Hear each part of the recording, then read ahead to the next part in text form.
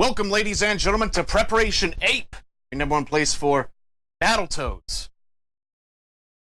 Yep, I'm DKB. I'm Major Tom. And of course, we're coming at you live here at twitch.tv/ChainSwipe every single Thursday at 8 p.m.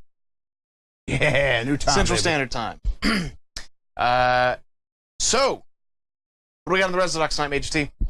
We're going to be doing our usual, we're a couple weeks behind, but I wanted to do our Fall Games preview last week, which, by the way, was a lot of fun. Our PlayStation Plus versus Xbox Games with Gold competition.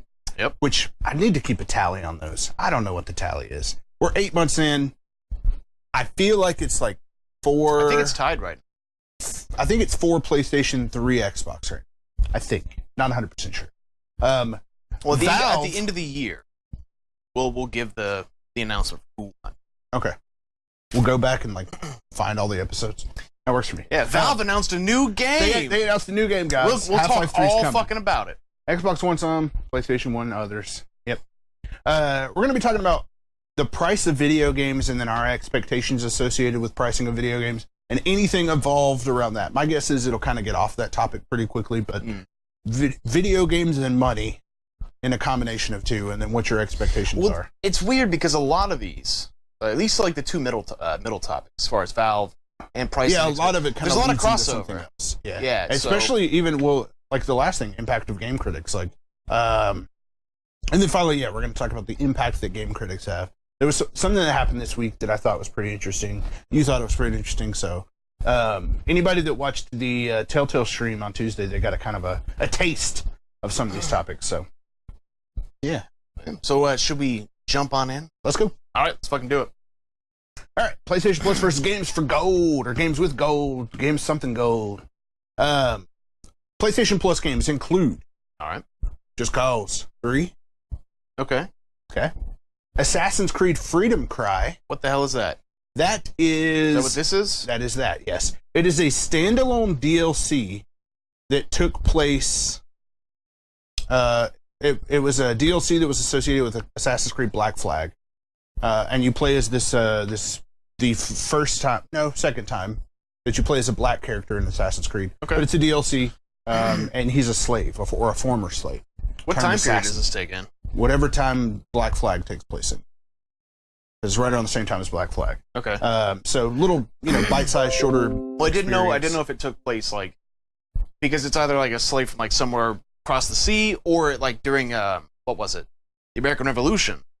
I'm sure there were plantations probably then. Yeah, and that's what I was asking. It could have taken same, place during that time. Whenever too. Black Flag took place, which was okay. 30 or 40 years before the American Revolution. Okay.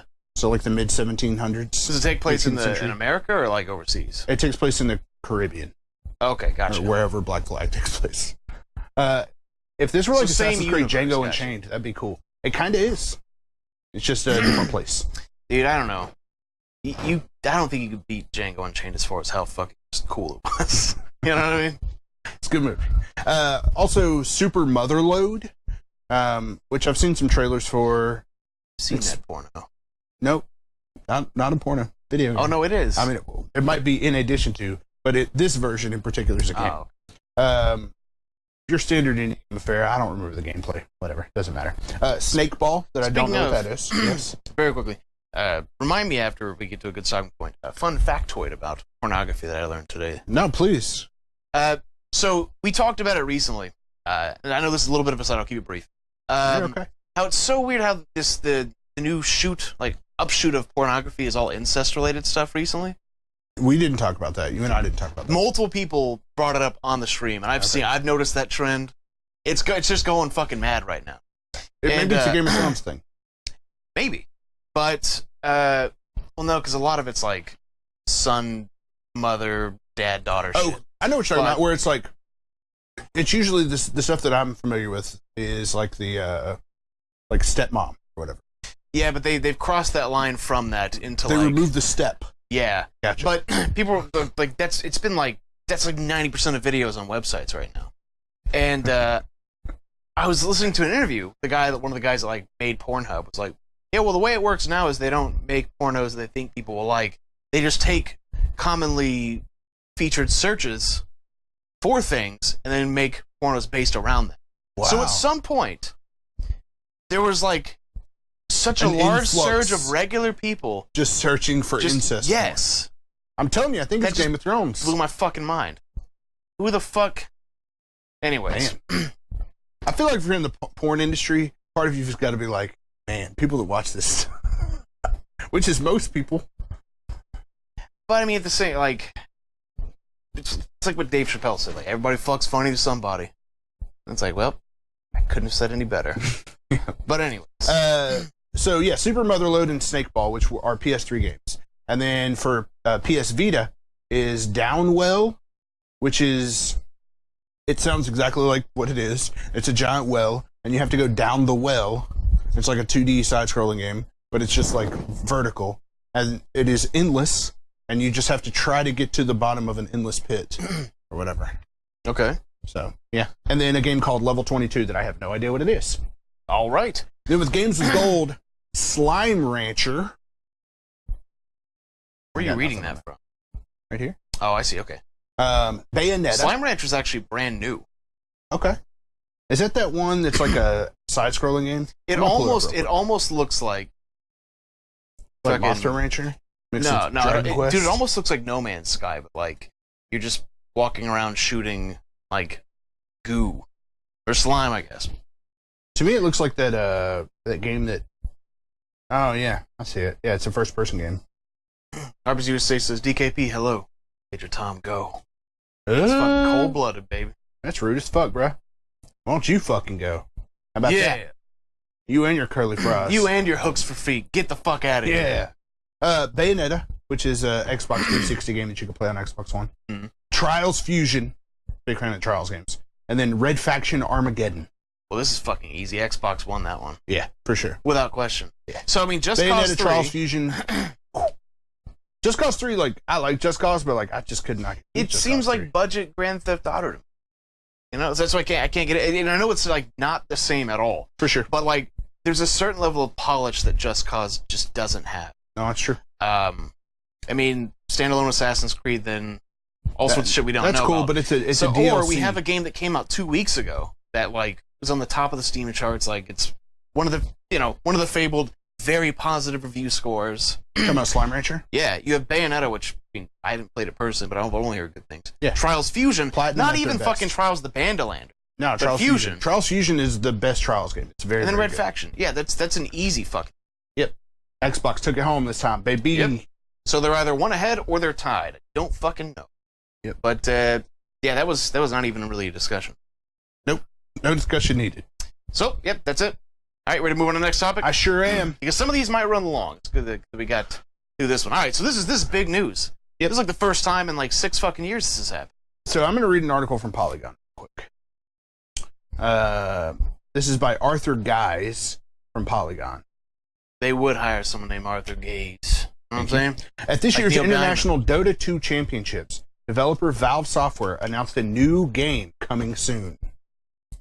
Artifact. Artifact is you ready for it? Card game based on Dota 2 involving 3 boards and a selection of characters from Valve's flagship game, though other details remain light. The game was announced just before the final match of Day 2 of TI7 by event host Sean Day 9 Plot, who gave a vague description of the game that seemed to indicate it would involve building barracks, creeps, and lanes. So it's a card game that has lanes. Enter 3 lanes. Who gives a shit? Like, is that it? Yeah, that's all. I mean, is there any... Okay. No.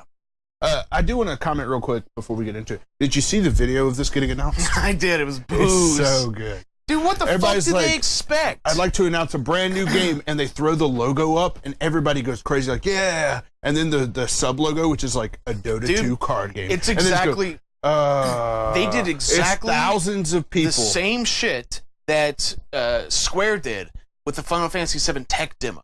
Yeah. Where the logo popped up, everyone was losing their mind, and then it went like a pause, like a way too long of a pause. Yeah. And then, like... Here's the part that you don't like. Here's the fine print, basically. Seriously, like, Arby says go fuck yourselves. I feel that way 130,000%.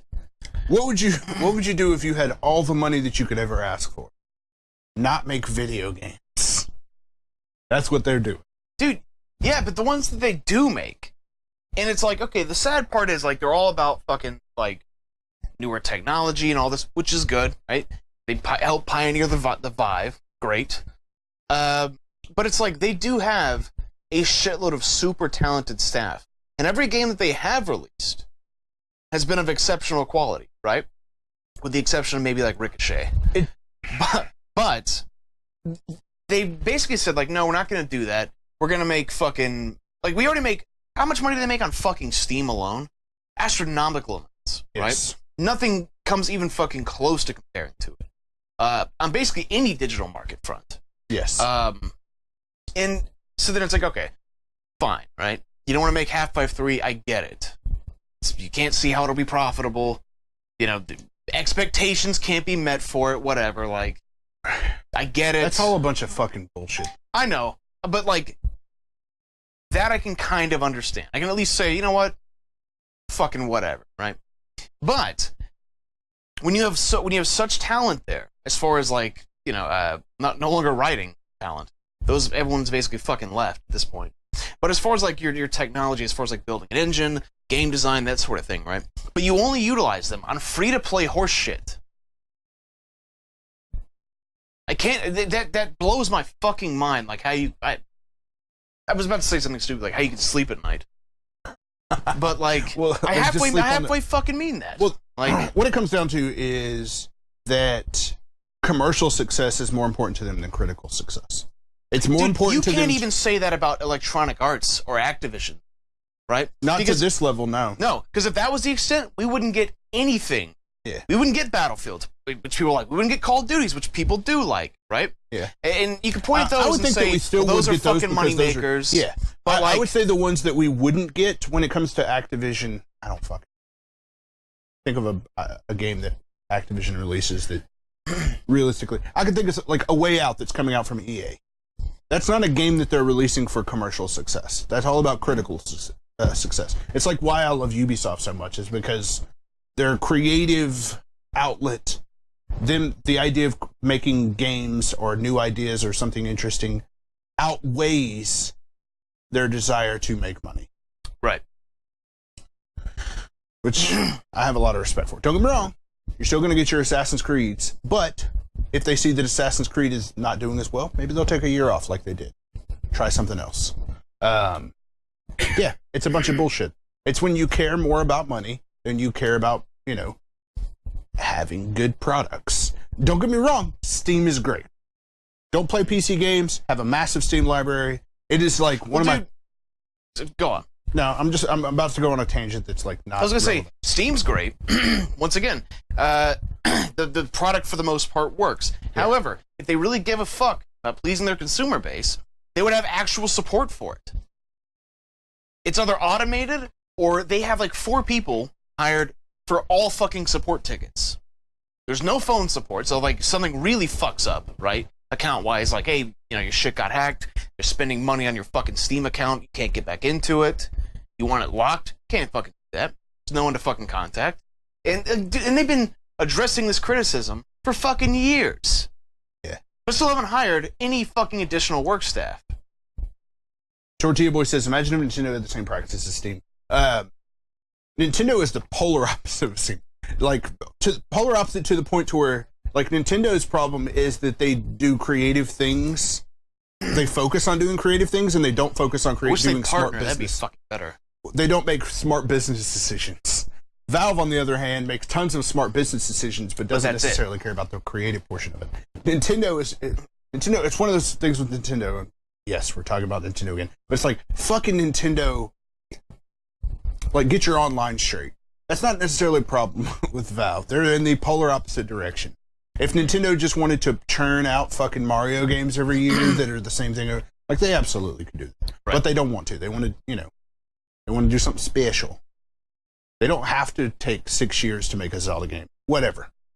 But anyway, yeah, this is this is awful. Like, honestly, like, if they're not going to make real games, they should just fucking quit. They should not make any fucking games. Focus directly on Steam and how much money, like, expand that. Fire half your workforce Because, like, dude, doing this shit is like a slap in the fucking face. Well, to take it a step further, it's a card game. Yeah. Which card games are, like, everywhere now. And they're not even, when I say they're everywhere, I don't mean just, like, hey, it's Hearthstone, and hey, it's the Elder Scrolls Legends. Every single fucking swinging dick wants to have their own. Because they think it's going to even if they don't have their own card game, they have card games within their games. They have things like Ultimate Team, or they have loot boxes, which is the equivalent of, like, you know, opening a pack of cards or whatever. Like, everybody wants to, like, get in on this psychological manipulation of having people open things and think there's something special when they get something, when they get an item that is supposed to be rare. When all it is just some sort of algorithm that says, only make 100,000 of these of the 700 million cards that we have. If somebody gets that, they're going to feel super special. You know... Fucking card games. Okay. So I guess like this is better saved for the next topic. But it's about fucking free-to-play and microtransactions, right? But, just to point out, I think very much so that Valve is partially to blame for all that shit in popularity. Because so everything was fucking fine up until Team Fortress 2 had been out for a while. They were like, we're gonna put hats in. Yeah. And then, it's not like that game wasn't selling either. CSGO wasn't around at that point. You had CS Source. Oh, yeah.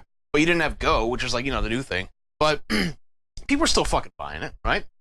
And then they're like, we're gonna give hats. And then it started with just hats, just cosmetics. No big fucking deal, right? You'd have some goofy-ass party hat on, but everyone had the same weapons. There was strategy to it. Then it was like, hey, now you can get new weapons from these crates. You have to have keys to unlock.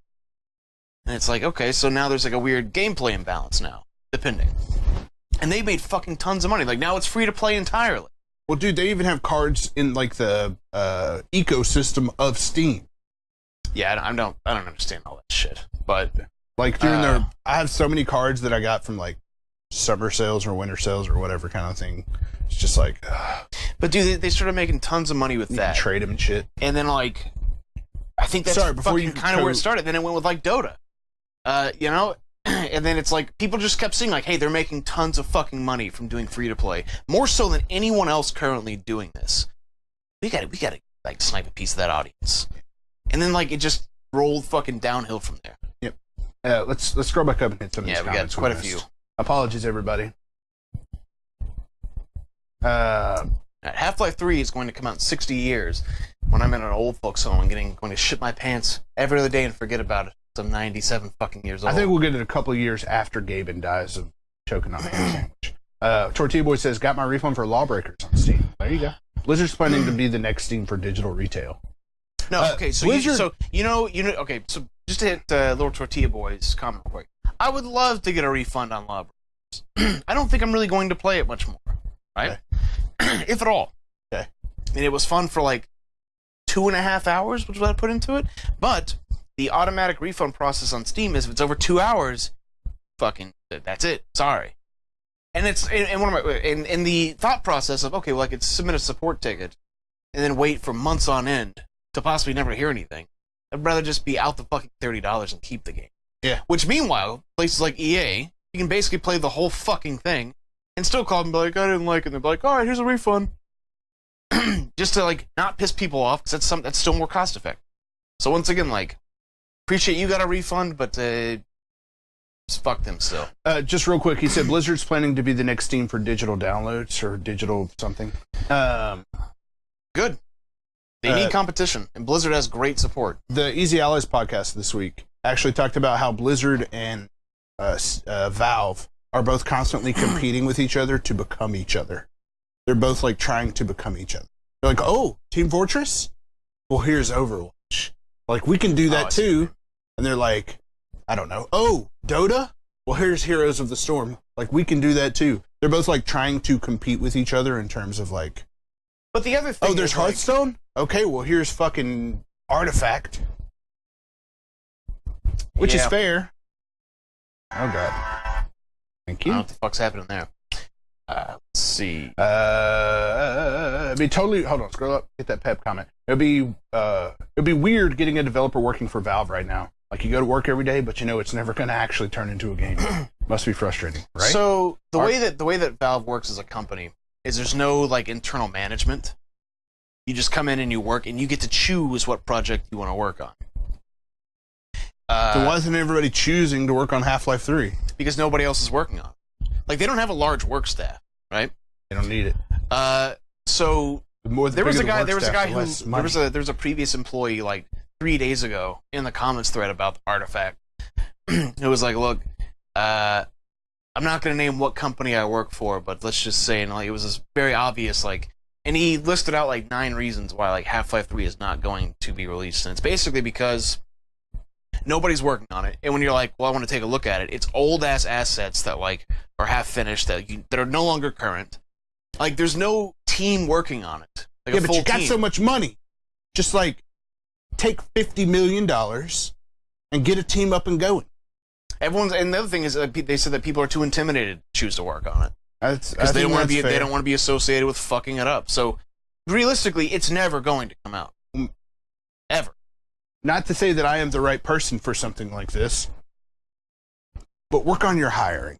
Hire someone who has the ability to say, who has the confidence, the know-how, the talent to actually pull it off and do it. Well, like, it says fucking a lot that they kept writers on the payroll for years. And they recently just, I think, lost 2 of them. Because, like, they don't have anything to do. Like, how do you be a writer at Valve when you're not fucking making games? Right? Gwent and MTG are the only real card games. Yep. Pokemon's good, too. Chansey gives me a hard on. Totally surprised how Pokemon blew up as a card game. Man. Them Japs getting back at US for the nukes. They weeaboo taxes. CSGO with crates and keys is millions a day. Really? I mean, right? Mm-hmm. Yeah, it's ridiculous. But I almost got 4 hours on my DKP for Lawbreakers, but I selected technical issues. Thank you for that. I'm not above lying. Good advice. We have a whole lot to discuss, so I think we should move. Okay. Well, this ties into, next topic. So, just on one quick personal tangent. Fuck MOBAs and fuck card games. I agree. They're not chain site material. I don't think they're necessarily. I'll take it one step further. Fuck any game that I don't have to pay to play. I'm done. It could be the greatest game in the fucking universe, and if it's free, if I see $0, if I see the word free, I am not fucking playing that bitch. Sure. Because, like, at best, and this ties all into this, right? Fuck microtransactions for anything outside of cosmetic skins, which, even when they say, well, it's all cosmetic, it doesn't stay that way very often, does it? Nope. Certainly doesn't.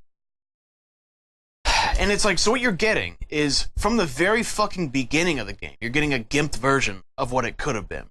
Even if you pay all the fucking money into it, you can. But a lot of times the games exist because they are free-to-play games. Someone says, we need a free-to-play game, and then they go, okay, well, let's do this. Okay, well... The game is designed around how about this? How about the game is designed around manipulating free-to-play people game. into paying. How do we do this? Into creating whales. Yeah. And as somebody who's not that fucking demographic, they hold zero appeal and interest. They're obviously just not catered to me or anyone else who's not willing to spend hundreds of fucking dollars on. The thing that's the craziest to me is that this whole games as services type thing, where it's something that you're constantly putting money into. I can't fucking stand that idea. It's huge right now. I know. It's fucking huge. It's way bigger. I don't think it's going anywhere. It's not only for is a long time. Well, it might go somewhere eventually. Like the bubble might burst, but I don't. It's going to be a while. Yeah. The thing is that like the type of thing that we do, the type of thing that you and I personally enjoy, then I think some of you guys out there, I don't know where the fuck he's saying with all this kind of stuff, but that kind of stuff is like taking a back seat to a lot of these things like games and services. A great example, at least that comes to my mind, is somebody like BioWare, who has made arguably some of the greatest RPGs of all time throughout their 25, 30 years of being a development studio. And they're working on What's that game called? Anthem. I was gonna say Avatar. Yeah, Anthem. Abada. Abada. They're working on Anthem, which is a games as a service thing. It's going to be like Destiny, where they're going to come out with content packs, and you can buy all these like loot boxes and things like that. Like it's the smart direction to go in from a money making standpoint. Dude, Shadow of Mordor 2 has Yeah. fucking loot boxes in it. For single player. Loot boxes. For single player. I'm okay with loot boxes as long as they don't infest my games. That's infesting a single player game. Yeah, that's almost as bad as Amiibo. And I'm not meaning to just jab back at Amiibo, but it's like, that's, in essence, it's the same problem I have. It's like, that content is there. You already paid for that content. You just can't access it without paying more for your single player experience. I think that you're right to a certain extent. Like, I don't think that you're wrong. I'll say that. Sure. But I'll say that I feel differently. Like, I'm an Amiibo whale.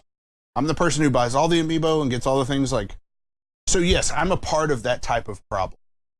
It is when I played Galaxy of Heroes, I was a Galaxy of Heroes whale. I spent, well, maybe not a whale. I spent like $800 on the game, which is ridiculous. Yep. That's ridiculous. But I felt bad and sleazy and gross about that.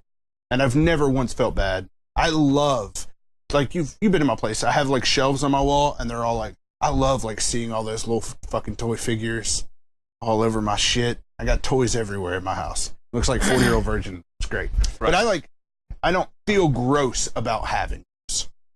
And maybe it just is the psychology that I have. So, but I just don't think those two are quite the same. I think that you're right from a certain extent. But I think, at least from my personal perspective, well, first off, one of them comes with something different than the other one. First off, would you agree that on-disc DLC fucking sucks? I mean, because what's the idea of DLC? It's that, hey, this is to keep the development of the game going so they can, pay off their staff, you can get more content. But when they already created content for the sole purpose of keeping it from you, making you pay for, like, that's kind of fucked, in my opinion. I'm not buying that new Shadow game for that reason. Why people spend so much for these kind of games, I don't know, man. And to each their own. Like, if you're having fun and you're enjoying it, that's fine. It's unfortunate that you and I are going to have to pay for this kind of shit. It's unfortunate that... Well, dude, like, remember when we thought mobile games were the big threat? Just recently, like 2 years ago? Yeah. And we were like, yeah, this doesn't appeal to us. This fucking sucks. All games are going to go in this direction. Because, like, that's where the most money is right now. Yeah. It's a shame it doesn't appeal to us. Well, this is that all fucking over again. And this is, in my opinion, fucking... I don't want to say worse, but... God damn, it's close. I don't want to know what the fuck's next. I don't know? It's so funny. I'm so mad this episode. I'm usually not very mad on Prep Apes. Welcome to...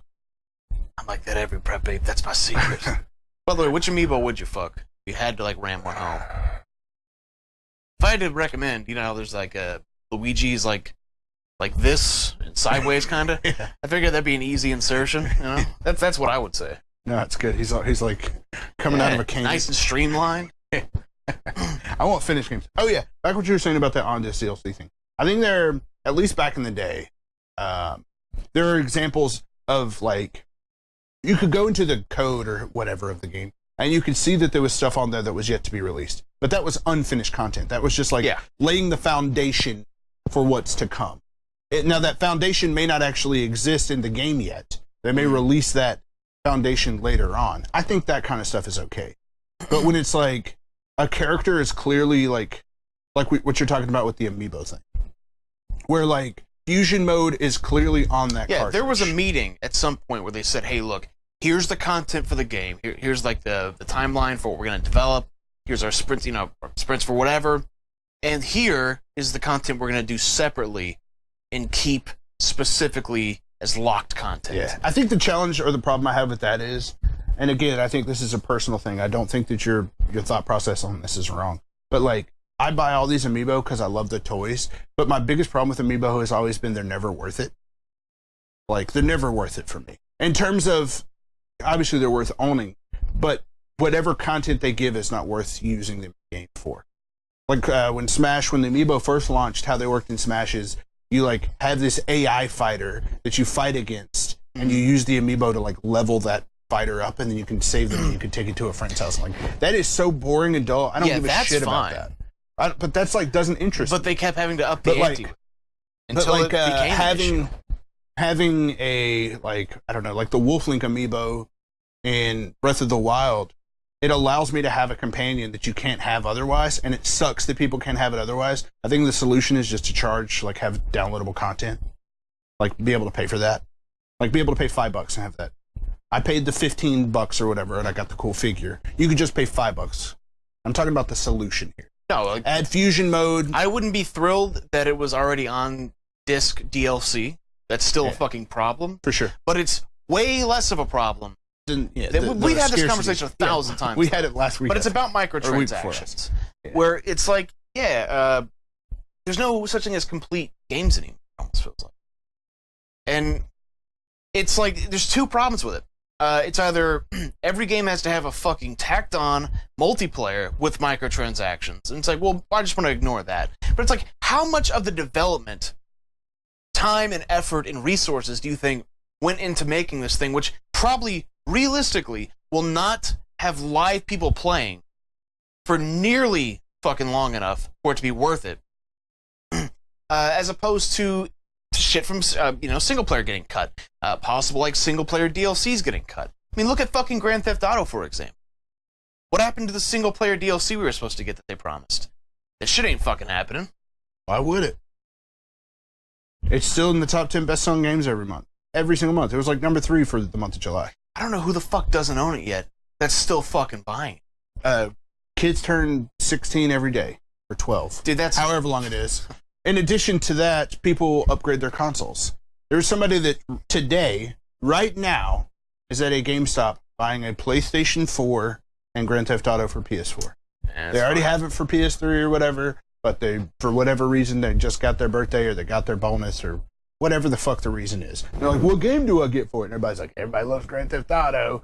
The guy at GameStop's like, Grand Theft Auto. Here you go. And they're not wrong. Grand Theft Auto is great. But I'm just saying, there are reasons Grand Theft Auto is selling. You know what's crazy is, we're talking about all this, and we haven't actually gotten to this topic, which is game prices and expectations. And what this... Sorry, let's read some comments. I feel bad. Let's read a couple comments. I'm sorry. Little Tortilla Boy says he would shove the Lucas amiibo up his ass for the shock factor, because he's underage, but not real. I never opened his amiibos. I buy them because they look cool, could care less about what they do. Would you rather games no longer have DLC? Or have 900 cats and $10 million? Does DLC include microtransactions? If so, then I would just say no longer has DLC. Yeah, I'm okay with not having it. It would make development time longer. Because like if they wanted to get that extra shit in, they would have to. I don't know if I could live with myself from murdering. There would be separate cats. There'd be separate little. I just buy a big ass forklift at that point. I couldn't live with myself. But no, like, okay, yeah. Anyways, boy, yeah.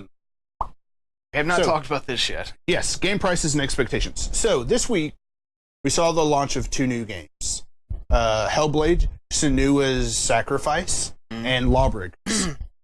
Both of these games launched at a retail price of $29.99. Now, they're both digital. You don't go to a store and buy either of them. They don't have them available at your local GameStop or Walmart. You have to buy them from the digital front. What do you think about this? Do you think, and especially like, I could see both of these games being charged $60 for it. I could. No, I mean, it's very possible. I mean, fucking, I bought ARMS for $60. Yeah. And both of these games have way more content than ARMS does. Way more. Well, I don't know if it's way more, but I'm just going to say it's way more filling. Yes. I could see these games being $60. But the fact that they're going digital only, and I think they are both self-publishing. I could be wrong on Lawbreakers. Let me check. I do not think Lawbreakers is... I know Ninja Theory self-published. Meaning that they did not talk to an Activision or an EA or a Sony or whatever to help pay for it. That's why, like, both of these games don't have... It's close to... both of these games had... They didn't have huge marketing pushes. Like Lawbreakers and Hellblade are both games that, like, if you've heard about it, it's probably because you heard some gamer talk about it or saw it on some video game website. Yep. It's not because you saw a commercial or a trailer for it, because they don't have some of these massive marketing budgets. They're just $30 honestly, out the door. I hope that Lawbreakers is a fucking lesson.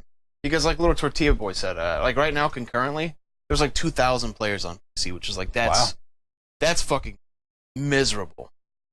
Do you think the for a lesson game is they that should have just went free to play? I think the lesson is they shouldn't have made the fucking game.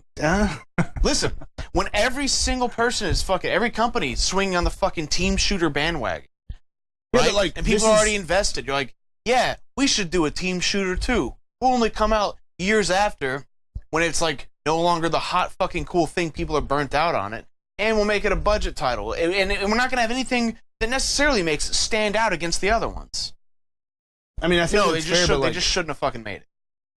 Man, that's a tough thing, because I know, like, so Cliff Bleszinski is the head of whom I like a lot, but fuck this one up. But it was his decision to make this. Yep. And he made it because he wanted to make it. And now a lot of developers may be like that, but he did not make this game to make bukus of money. He made it because he wanted to, like, I don't know, do something like this. And I think if he wants to make a game like this, dude, Tommy, I want to do I want to do heroin. I want to find out what it's like, because I bet it's rad. You know what? Then do heroin. I'm not gonna though. So I'm like, that's a bad idea. That would probably result poorly for me in the long term. Yeah, but there's a certain level of gamble that you know that you're going in with when you're making a game like this versus when you're doing heroin. No, I'd say it's roughly about the same. I think the risk versus reward much higher on heroin. No, I'm just kidding. On something like, dude, I would say they're about the fucking same. Think about it. Like, what are you risking? Like, oh, you're risking, okay, well, it can damage my health. It can fucking lose me my job. And, like, basically it kind of ruin my life in a way. Like, I'll be blacklisted from, like, working. You're talking about from the risk perspective. Yeah. From the reward perspective, that game could have done incredibly well. Like, just because something... Look, just because League of Legends or just because Dota 2 exists doesn't mean that League of Legends then perhaps, exist. Right? Like, competition is good. Okay, well then perhaps it should be this. Don't make the fucking game. Yet. Wait until it's just a better time to make it. The market's less saturated with team-based shooters. Nexon published it. Right? You don't have to never, like, okay, I'll wait till I'm 90 years old, then I'll boot off, you know what I mean? And be like, yeah, it was worth it. Should have done this 90 years ago, and then I'll just croak. It's fine. But that was the right time to do it, right? Not when I had everything to lose. You see what I'm saying? Like, if he wanted to make it, fine. He should have fucking waited or did it 5 years ago. One of the two. Now is the worst fucking time to have that. I think that's fair. I think that he probably should have made a different decision. But I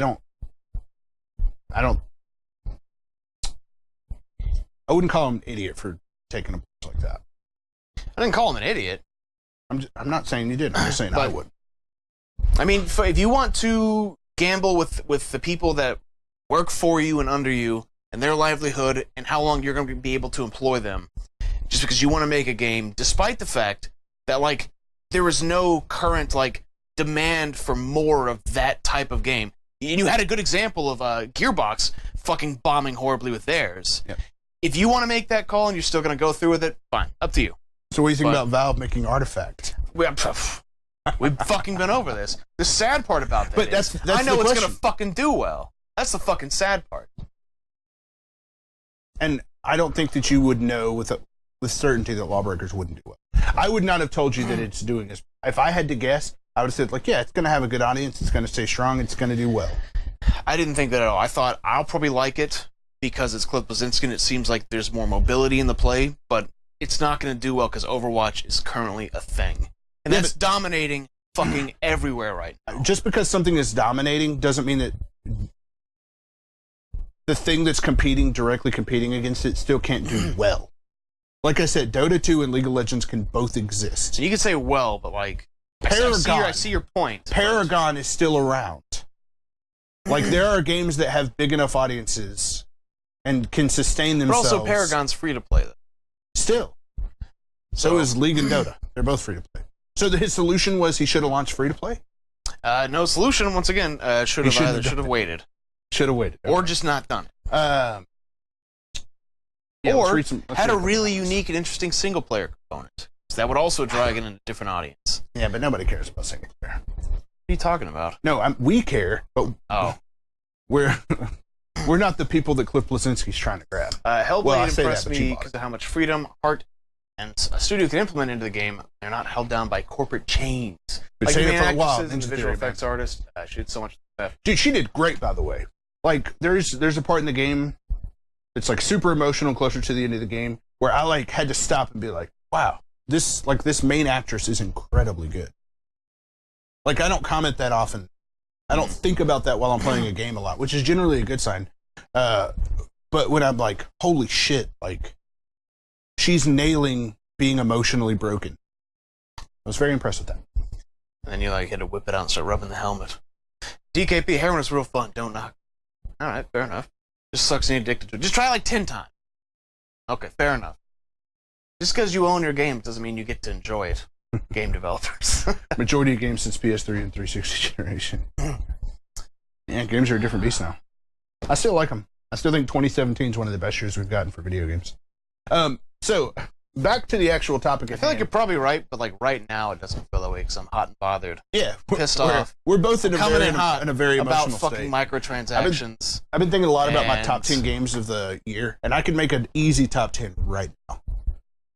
And like, I haven't played through Prey, I haven't played through Persona 5, I haven't played through Neo, and like I could still easily make a top 10. It's crazy.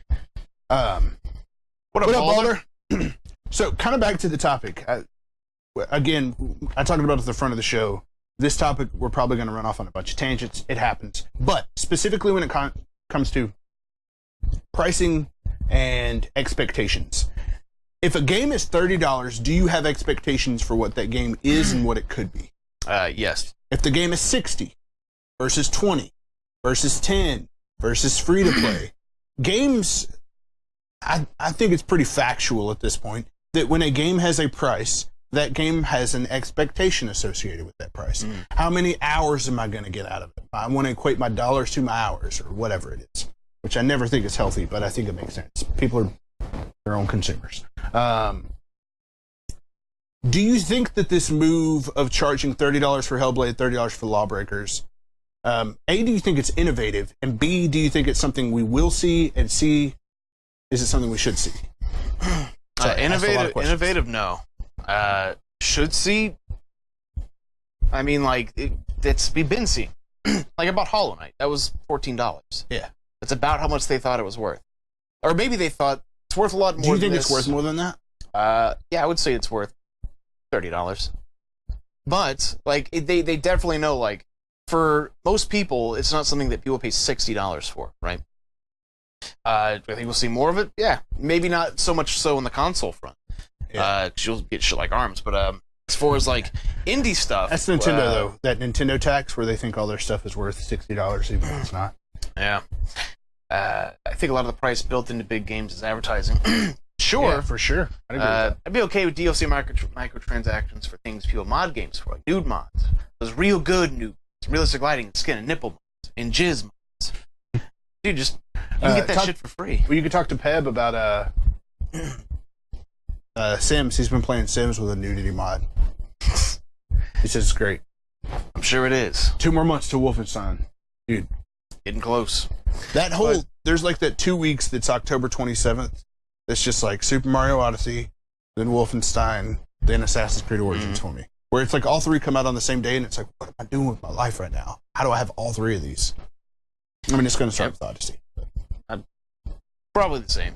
But yeah, no. But also, it's kind of fucking weird because it's like there's certain games, and I forget we used to talk about it.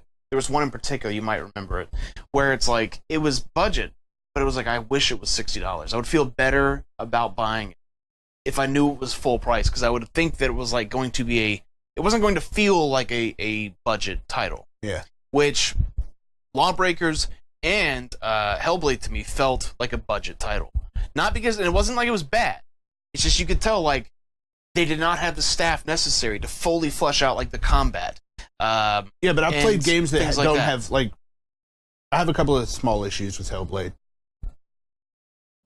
that I think that, yes, if they had the staff and they had, the budget or whatever to be able to, like, fully flesh it out, yes. But I definitely think it's... like, if Hellblade would have been $60, I would have bought it. I would have paid $60, and I would have been like, that game was excellent. But I feel differently about the game since they charged $30 for it. I feel better about it. I think if they would have charged $60 for it, I would have been like, it's really good. It probably would have been better if it was $30. And I think that that's kind of a weird... No, it's not. There's a psychology behind that. Of, like, there's a reason why, like, certain brands charge more, despite the fact, like, the same company will own the brand. It's the same thing. Because they know that when people buy it, and they know they spent more money on it, they're assuming it's a better product. And even if, like, it was the same thing in an alternate universe where, like, it just happened to be $30 less, they're going to feel better about it. Because, like, they want that, that affirmation, like, or want to be reaffirmed, like, hey, yeah, this is a good purchasing decision. Yeah. So, yeah, no, there's definitely, like, a psychology behind that. There are 3 examples that come to mind. Sony has been trying alternate pricing models. Ratchet and Clank, that remake that looks, it's very, very pretty. $40. Remake, $40. The Crash Bandicoot trilogy, $40. All 3 games completely remade from the ground up, $40.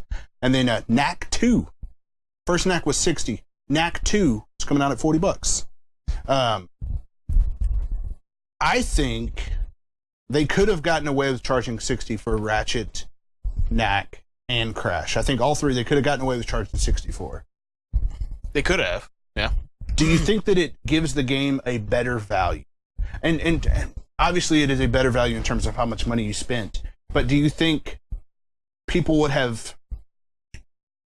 Do you think people, when going into a purchasing... For Knack specifically, you'd better not charge $60 fucking dollars. The first one was $60? Right. But that was this one's supposed to be have way more to it. The first one was $60 because it was a launch title, and they'd hyped it up. Like, people... It was the first game they ever showed for PS4. Yeah. So, but once it bombed, people were like, this is fucking boring as shit. Like, and you're gonna come up with a sequel to it. Like, there's no way. Like, it's a meme at this point, like how shitty Knack was. Yeah. Like... Knack 2, baby! Yeah, just do not charge $60 for that fucking game. Like, whatever you do. And I think they could have gotten away with it. But I think it says something that the fact that it's $40. Baldur has a good question. How do you feel episodic games should be priced? Upcoming FF7 remake, for example. Should each episode be full price or something less because it's all the same game, basically? Yeah. Let's... Hold on, let me reread that. Take a game's Metacritic score, divide it by 2. That's its price. Okay. Really depends on how much content there is. You and I have talked about this exact thing. We have, yeah. And let me know if I'm wrong, but I recall if you said that each of the things felt like a full, robust game, that you'd pay $60 for each of them, for each episode. Honestly, I would. Okay. I'm not saying you're wrong or anything. I just want to make sure I got that right. Because, I mean, there's 2 ways to look at it. You can say, okay, well, it's episodic, or if it's that fucking robust, like, no shit, then it might as well just be fucking, like, closer sequel, you know?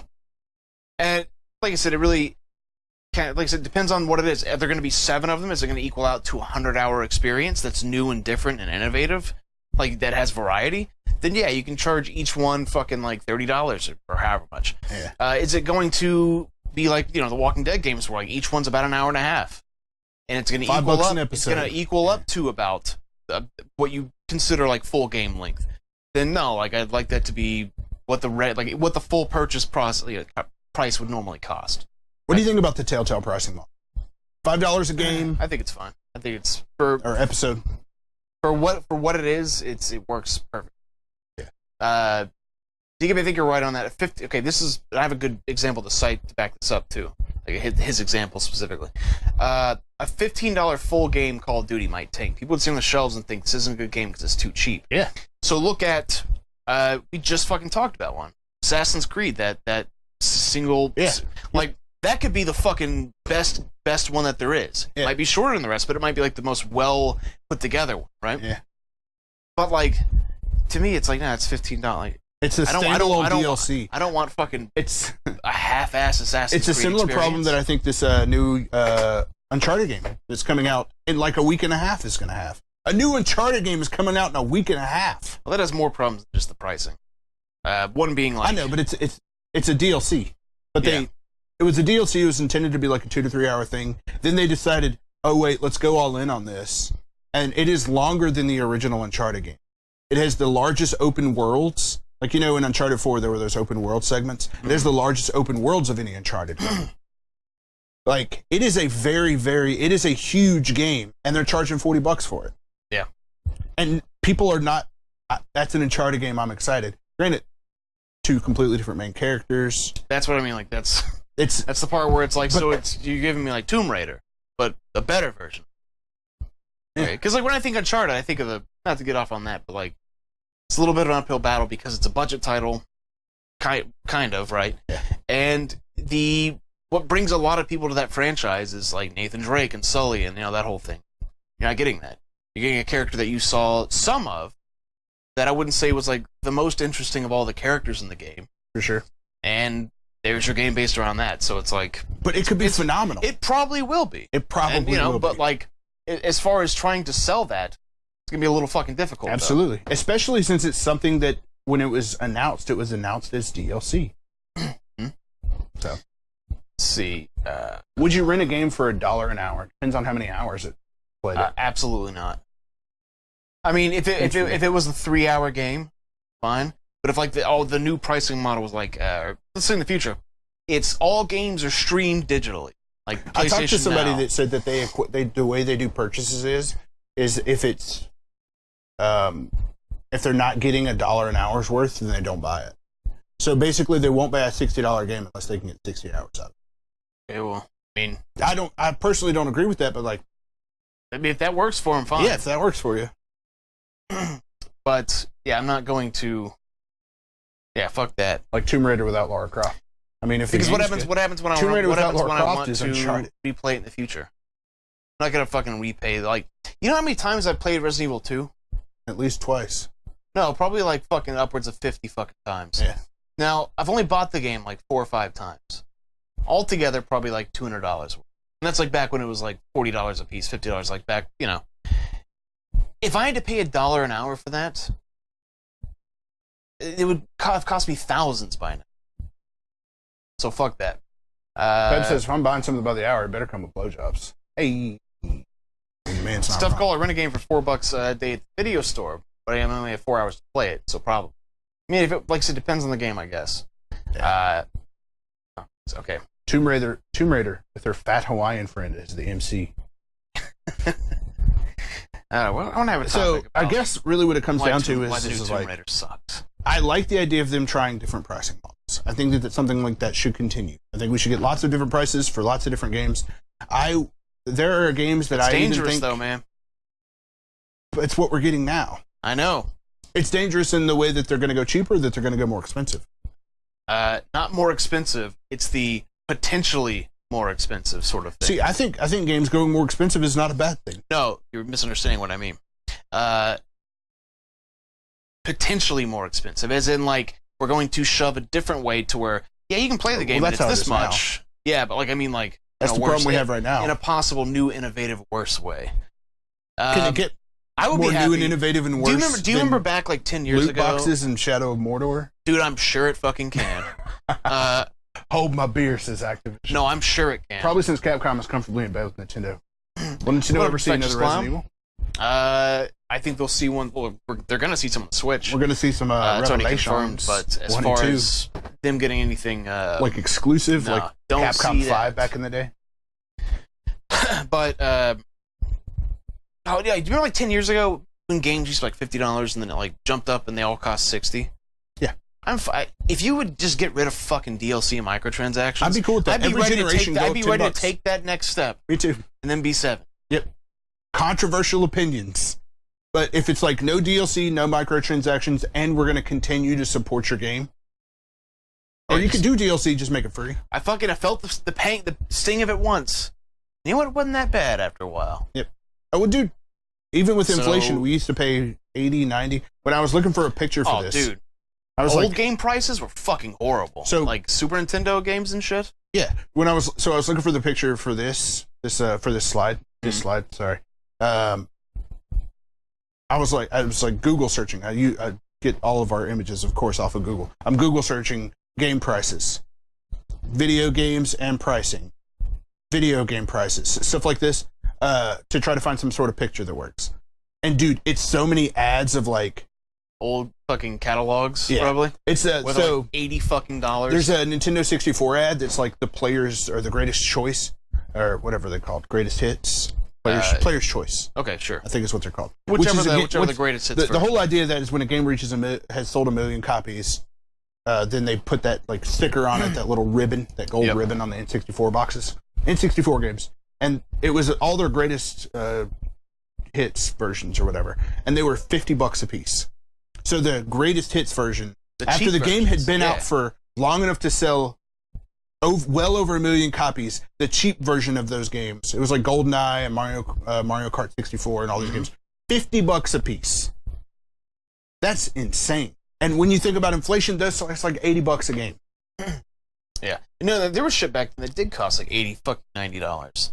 I'd have to find the picture, like specifically what it was. But like, I've seen pictures of like Mortal Kombat 3, $90. Mario Paint was $90. That was back when it was new, not like you're getting it for collectors and you're getting scalped. Yep. What if game prices were decided by a monkey rolling 12 6-sided die and you go buy the game? 12? The game's good. You'd never be able to fucking afford it. What if it's unless it's like, if it's not multiple, if it's just added. Yeah, maybe the numbers just like determine different things. If games were straight digital, they'd be sold at a lower cost. Yep. They for sure would. And I think these two games are a great example. When I say two games, I mean Lawbreakers and Hellblade. Both digital only. I totally don't remember how much PS1 and SNES. PS1 games were $50. SNES games were $70, $80. This is like the big AAA Square Enix, like massive games. When they launched on Super Nintendo, they launched at $70 or $80 depending. Yeah, they're more than they are now. Did you run across the old FuncoLand paper and store price listings? I've seen many of them before. Games would be cheaper if they got rid of Mexico. Ooh. Ooh. Hot take. It's 9:01, and we still have a topic. Okay. Let's just fucking cut through it real quick.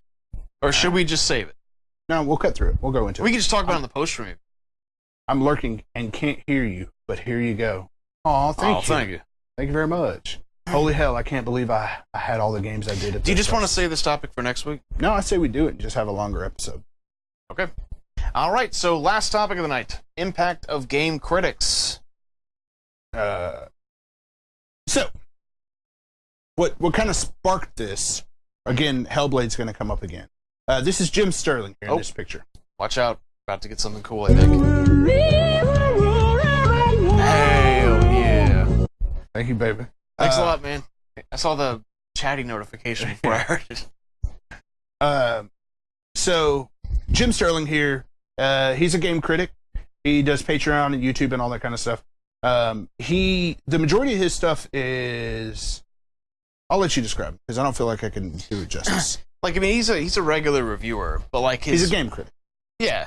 And he does like regular ass reviews and shit. Most of those are like on his website. They're written reviews, right?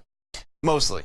But his big like thing that he makes money from is called the Jimquisition. It's like the Inquisition, right? Where basically the idea is that when there's shady ass shit happening from developers that are anti-consumer, he basically talks about them, tries to help publicize them, so that way people are aware. And usually, you know, he has a lot of like great videos on like what Nintendo is fucking up on.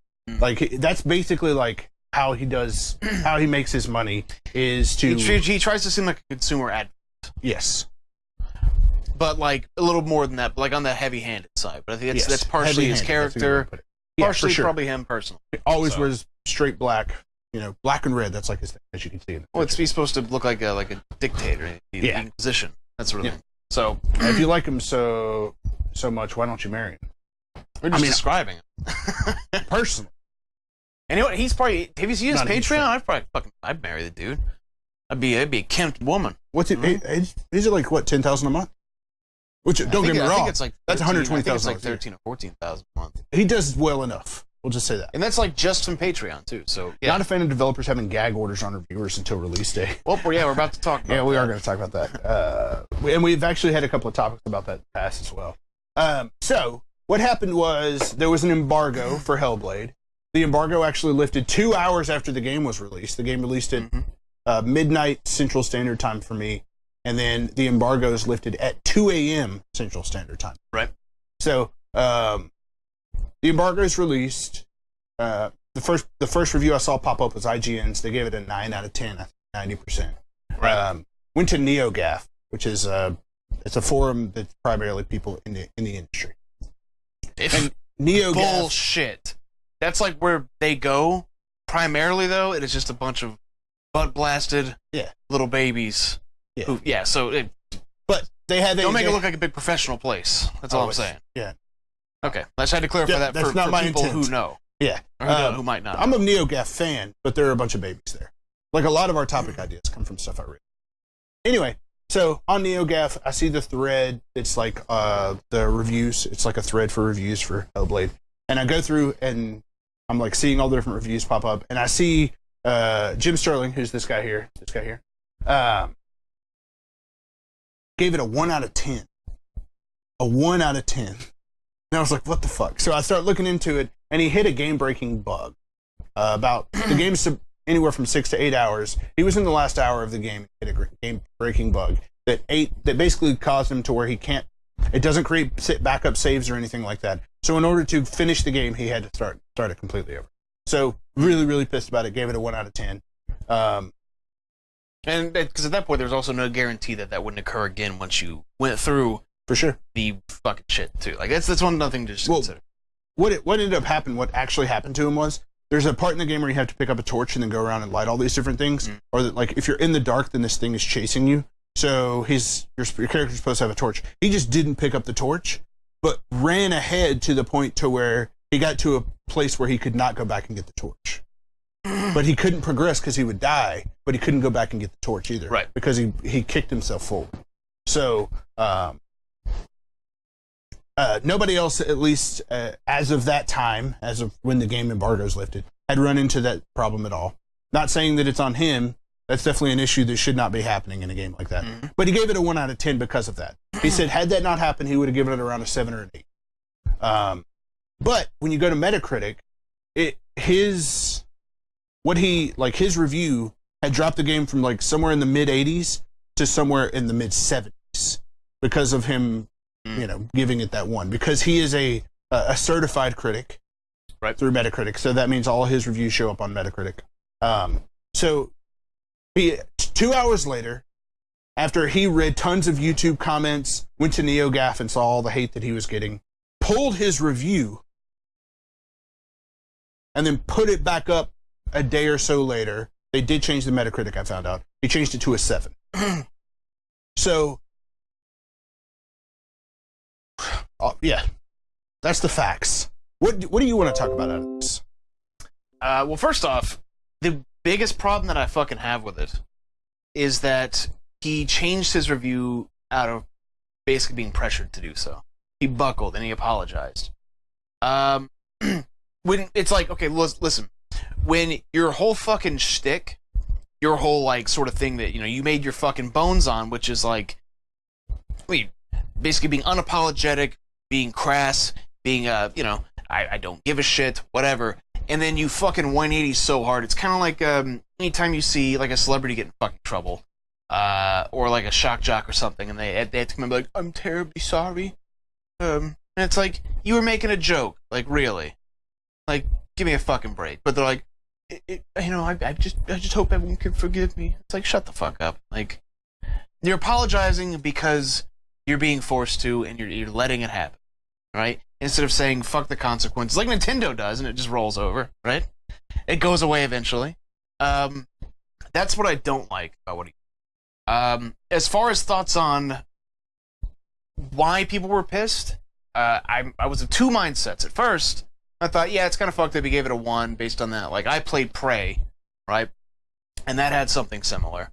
I still thought it was great, but when I found out the game had a review embargo set to after the game launched, at that point it's like, no, fuck them. Like if you're gonna do that, you better be goddamn confident you're not gonna have shit like that happening. Otherwise, really, I've got zero fucking sympathy for you. Because first off, I hate the fucking yeah, we don't want you to know how good the game is until you've already bought it. Like, I hate that fucking mentality anyways. It defeats the whole purpose of why these people fucking do these things, right? So, yeah. Like, at first I was like, it's kind of fucked up. Glad he changed it, whatever. And then I found out when he was, because I thought he changed it because they fixed it. Like, it was hot patched, because he had a review copy. That was what I thought originally happened. Yeah. Then I found out, no, that's not the case. It wasn't necessarily that he hit a bug, per se. He sequence broke, he soft locked. Sequence broke. Yeah, like, I get it. But that shit should be caught in fucking playtest. Absolutely, it should be. No, that's something that you should definitely test. It's like this thing that is required to make you progress. Mm-hmm. Like, we need to test it to make sure. That I think that an issue like that is what comes with, like, not having a publisher. Like, since they publish their own game, I'm not defending Ninja Theory on this. It's something that should have been caught. I'm just saying, like, I imagine that their team is very small. What's the point of not having a publisher when you install the same shitty practices that publishers do, like Bethesda and their fucking review policy shit? We're going down a completely different. I'm just saying, like, that is a shitty fucking practice to have. Not allowing consumers to know, like asking them to pre-order, saying, "Give us your money beforehand." And then basically swiping it up before you can fucking make an informed decision about it. Like, that's shit. You're just talking about the embargo. Yeah, that's like... The review embargo. Yeah, and that's where it all fucking changes from. Like, Pep says, what a fascinating take. So was it fair to make a one review on a game that just came out with a bug? That he's a good point. If people get a review, it's reviewed early. Question first. Well, I explained it. That's what he's referring to. Like, he asked while I was explaining it. And if people get to review it early, going after a bug is a shit move. But if the game is out and still has a game-killing bug, then they deserve the one. Yeah. I don't think so. I don't think that a game deserves a one for a game-killing bug. I don't think... Especially if you think that the game... Because he talks about in his review, his first review, and he even talks about it. I mean, his review's out there. It's like a 7. He went back and changed it. He says it's like he said it was a 7 or 8 in his original review. But the game-breaking bug made it a 1. And I think if you want to take it down like a couple of notches, that's the problem, is it's all subjective anyway. But I don't think a game-breaking... If I think of like a game that I think's a 7 or an 8, it doesn't fucking matter. Let's say it's Breath of the Wild, which I think is fucking phenomenal. But if Breath of the Wild, I got to the end of a game and it had a game-breaking bug, I would not feel right giving it a 1. That's fine. If Resident Evil 2 had a game-breaking bug, Resident Evil 2 Remake had a game-breaking bug in the last hour of the game, do you think you'd be justified in giving it a 1? Depends. Did they intentionally fucking hide the quality of it from, like, consumers beforehand, but still took pre-orders on it? Is it the same review embargo? Is that what you're asking? Yeah, but still took pre-orders on it? Then yeah, absolutely.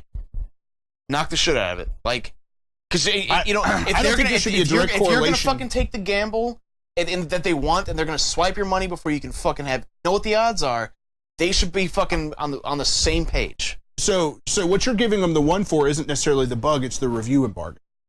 I mean, that's part of the whole product. The review embargo is part of the product? As far as I'm concerned, yeah. I guess that's the question, is a review embargo a part of a product? Had he been able to get that review out a week ago, that said, hey, here's this game-breaking fucking bug, there might be a day 1 patch for it, which, in my opinion, Balder's talking about that. Day 1 patches are fine as far as I'm concerned. In fact, I prefer them. If you find something that's fucked up, don't let me experience it the first fucking day that I play it. Fix it. I'll download the patch first. I might be impatient, but I'll fucking wait. I would prefer a game delay than having a piece of shit, so fine with a day 1 patch. I get where you're coming from. But a review embargo having an impact on a review score, I think is wild. That's like when you go on Amazon and you go to read the product reviews, and people start talking about how it arrived damaged, so they're giving it a 1-star review for how the product arrived. If you have to separate it entirely, then you're gonna do it objectively or try to. If you want to critique the review embargo as a review, but if you're gonna separate that and look at it, try to be as objective as possible. The first question is, does the game function? Does it work? If the answer is no, then it deserves a fucking 1. Well, then let's go back to what I said earlier. Because you get a 2 from the game works, and If then for all the extra shit they did right, you can remake pad comes it up. out and has a game-breaking bug, does it deserve a 1? Like absolutely game breaking, yeah. Meaning that you'd have to start the whole game over. The exact same bug that happens in this. Same type of bug. So you would give Resident Evil 2, if this happens to you in Resident Evil 2 Remake, you would give it a 1. Yeah, possibly. I mean, I reserve the right to revise my score later after it's fixed. Same reason why I didn't shit on Prey too much, because they said, hey, look, we know this is happening, we're working on it. They acknowledged it. Right? They are, but you didn't give Prey a 1. No. But I still I waited to finish it. And then I went back and gave it a score. Which we're not critics anyway. We don't review shit. Yeah, but we talked about it. We just said, hey, yeah, this is what I give it. But oh, you good out of 5, baby? Sorry to hear about your weed spot, fam. V should be consolidated evaluation of the major aspects of a game instead of a single overall feeling about it. I judge the hell out of how a package arrives. Till it's in my hands, then the seller is responsible. But I'm talking about when you go to a product review under Amazon. You go to product reviews under Amazon, and you're like, the product is great, but the package arrived shittily. I'm going to give it a 1 out of 5 stars. So, if I'm looking on Amazon to see, hey, which of these hair dryers should I buy? I don't fucking buy hair dryers. My hair's not long enough for them. But I don't want how a package arrived for someone to impact if I should buy this hair dryer or this hair dryer. You know what I'm saying? Okay. I see your point, but also at the same time, if you don't do that, right? Because what will happen if you do that is you're going to basically alert whoever fucking made the hairdryer, Amazon's fucking up, and then someone is going to be basically held responsible, and that will no longer happen, or hopefully it won't. So yeah, I think that's fine. And you can, like I said, once again, if they reach out to you and they say, hey, look, we're fucking sorry, we've addressed this with Amazon, we found out what happened. Well, Amazon has a solution, and they have a solution for it. They found a solution for this because this has been a problem forever. Now they have different types of reviews. You can provide a product review. You can provide a shipping review. You can provide a communication review. It's all separate reviews now. Okay. Well, secondly, Metacritic shouldn't fucking affect anything. That's a whole nother beast. Metacritic that's kind of what should this not is about. Yeah, absolutely. I think that's the only reason thing. why anyone gives a fuck about his score to begin with is because publishers, for whatever reason, and a lot of people, will base salaries upon Metacritic and reviews, bonuses, which is fucking. I know this abysmal. for a 100% without a doubt fact. No, it's in the ethos. Well, let's just say that that I have talked to someone personally who said that their bonus was affected based on Metacritic. So I know for certain that it happens. My cousin, I have a cousin who his best friend works at Nintendo. I'm just kidding. Oh yeah, I have you know an that uncle old who works shtick? at Nintendo. You know that old shtick? Yeah. Every kid's uncle works at Nintendo. You didn't know that shit? Yeah. But it does for 100% fact happen that people, and I think that's the bigger fucking problem to begin with. It is, because this wouldn't be a fucking issue. Yeah. They would just say, oh, I don't give a shit what this one person said. I think it's really fascinating. So, and I bet the fucking review embargo shit is directly influenced a little bit by fucking how they want it to appear on Metacritic. Yeah. So, Metacritic is honestly, the big fucking issue here. Yes, it is. And But, how do you stop? You can't. But it's not Metacritic's fault. They're just an aggregator. And to be honest, it's if you want to continue to, take this tree, the problem tree, if you want to continue to boil it down, it's our fucking problem. It's our fault. Because we like to have numbers associated with things. If I asked me how the game was, and you and I talked about how the game was, and I gave you a bunch of problems I had with it, and I'm like, I give it an 8.8. But I give, by the way, guys, I give Hellblade an 8.8. Which, however, 8.8, whatever that means in your mind. But I wanted to put a number value to my opinions or my feelings on a game. And when I gave you that, you're like, that seems kind of high considering all the things you just said about it. We're so fucking weird in that, we want to hear, a number value. People went fucking apeshit on Jim Sterling recently because his review for Breath of the Wild took it out of the top 5 highest rated games of all time. Yeah. Breath of the Wild was one of the top 5 highest rated video games of all time. It was in the top 3. Wah. Just because his review was so bad for Breath of the Wild. It was 8. So that's all I need. I know, that's what's so ridiculous about Easy Allies also gave it an 8. They gave it 4 stars. Yeah, but they're a lot less hateable. No, they're to the a best. lot of people. That's what I'm saying. Like it's unfair. Like, to Jim Sterling. I like Jim Sterling a lot. Like I think he does great work to help out the industry, legitimately. Yeah, but it's like that whole thing. He's very hateable if you don't like him. It's the whole thing where it's like, I'm like, DKP, I think you're a piece of shit, and then you're like, well, that's not a nice thing to say, and I'm like, I'm just being honest. It's like, yeah, but being honest doesn't give you the pass to be a dick, and that's how I feel about him. It's like, yes, he's doing a service. I think his type of voice is important. What do you think? That's how you live your life. What are you talking about? I'd be honest, and I'm gonna be a dick, but I'm honest. I know, but I'm just saying, like, you can be a dick and be honest. Like, it doesn't. Yes, he is doing a service, but the way that he goes about providing that service is he's kind of a dick. Well, that, like I said, once again, that's his shtick, though. I get it. I'm just saying that's what I don't like about him is I don't like his shtick. Yeah, I mean, which is completely understandable. Like I said, I happen to like it, but to white knight him and to say white knighting him. No, when you just I've been criticizing the fuck out of him for backpedaling and being a little bitch I know, about but when you're like, I like Jim Sterling, he does a service to us. No, like, I think he does good for the industry because there's been a lot of things that have been fucking kind of talked about and brought to light based on his coverage. I give Jim Sterling a 4 out of 10. One of them. It's hard. That's fair. He does look like Kim.com. No, he's definitely an ugly motherfucker. I think that Jim Sterling is important. I think his voice is important. I've watched his videos, and I will continue to watch his videos. I don't watch them like religiously or anything. I will continue to watch like that Super Bunny Hop video. That was a great video, and that was about some shitty shit that people are doing. But the way that Super Bunny Hop as well. The way that Super Bunny Hop did his video versus the way that Jim Sterling does his videos are like completely different. Super Bunny Hop's video on the whole taxation issue. By the way, you should also check out Jim Sterling's the Jimquisition. Yeah. Well, specifically the video where he says that time I gave Hellblade. Don't watch that one. It's him basically being a fucking groveling pussy. Watch it to see him being a groveling pussy. You don't get to DKP is dick and honest, and I guess he's okay looking. He kind of makes me hate myself at times, and I cry myself to sleep. Hey man, that's what I'm here for. Yeah.